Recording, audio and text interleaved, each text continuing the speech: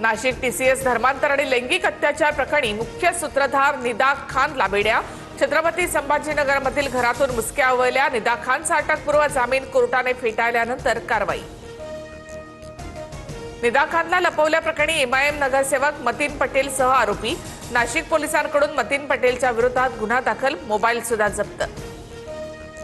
निदा खान फरार होण्यामागे इम्तियाज जलील यांचा हात, यामागे मोठं षडयंत्र। जलील यांनाही सह आरोपी करून चौकशी व्हावी, मंत्री संजय शिरसाट यांच्यासह गोपीचंद पडळकर यांचा आरोप। आरोप सिद्ध होईपर्यंत कोणीही दोषी होत नाही। निदा खानकडे हायकोर्ट सुप्रीम कोर्टाचा पर्याय। चूक नसल्यास एमआयएम निदा खानला मदत करणार, इम्तियाज जलील यांच्याकडून भूमिका स्पष्ट।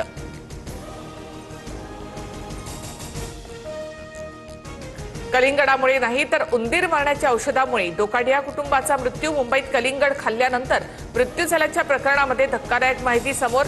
वैद्यकीय अहवालानंतर सुद्धा पायधुनी परिसरातील बाजारातून कलिंगड अजूनही गायब।